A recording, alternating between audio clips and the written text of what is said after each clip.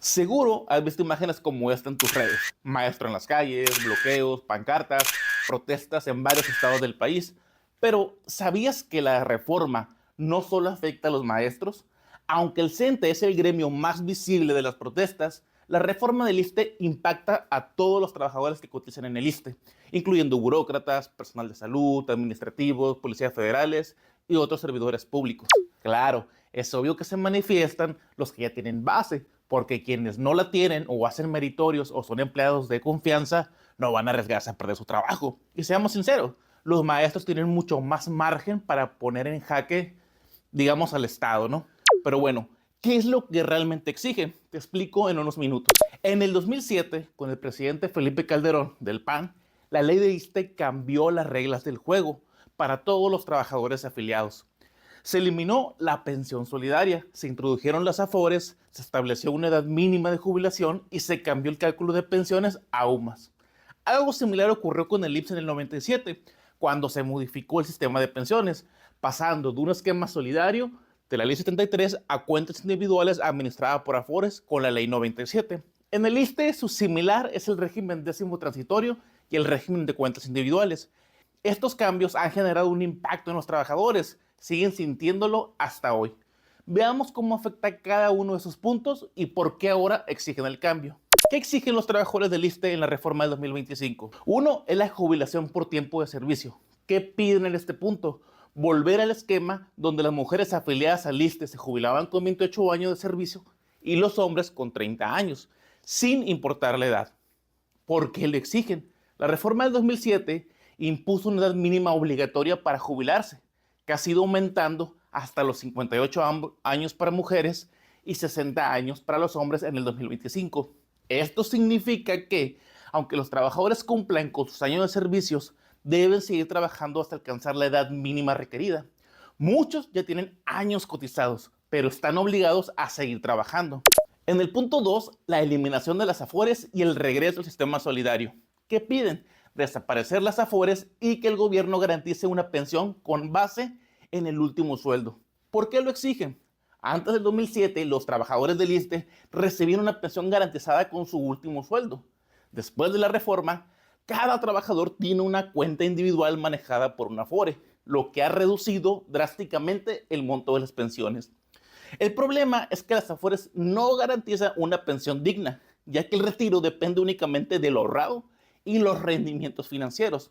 Las pensiones actuales son mucho más bajas que antes del 2007. Vamos al tercer punto, eliminación de las sumas. ¿Qué es lo que piden aquí? Que las pensiones y otras prestaciones se calculen en salarios mínimos en lugar de las sumas. ¿Por qué lo exigen? Porque en el 2007 las pensiones dejaron de calcularse en salarios mínimos y pasaron a calcularse en UMAS. Pero ¿cuál es el problema? La UMA crece menos que el salario mínimo, lo que hace que las pensiones pierdan valor con el tiempo.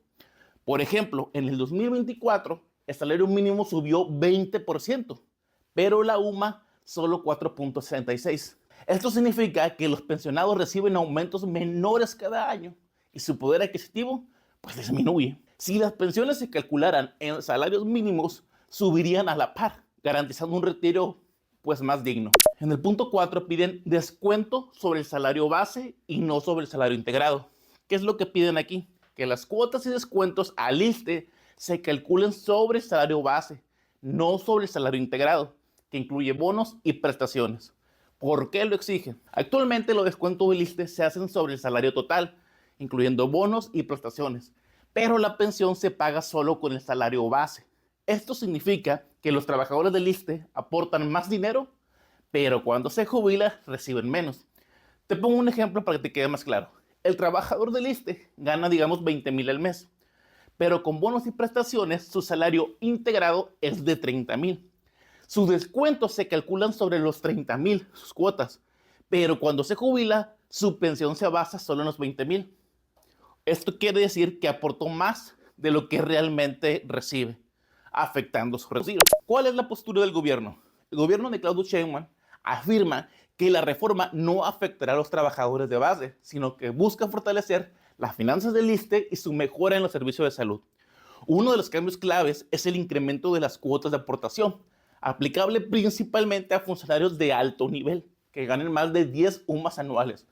Eso es aproximadamente 35,000 pesos para el 2024. Con esto, el gobierno asegura que se podrá mejorar la infraestructura hospitalaria, garantizar el abasto de medicamentos y elevar la calidad de atención médica. Sin embargo, la reforma no elimina las AFORES ni regresa al sistema solidario, lo que sigue siendo una de las principales inconformidades. Tampoco modifica el cálculo de pensiones en UMAS, otro punto de rechazo. El gobierno ha insistido en el diálogo con los sindicatos, pero hasta ahora no ha planteado cambios sustanciales a la propuesta. Ahora que conoce los cambios y las exigencias de los trabajadores, la pregunta es, ¿se ajusta esta reforma para los afiliados del ISSSTE? ¿Tú crees que realmente mejorará las pensiones y los servicios de salud? ¿O aún quedan temas pendientes? Déjanos tu opinión en la caja de comentarios y comparte este video para que más personas conozcan lo que está pasando.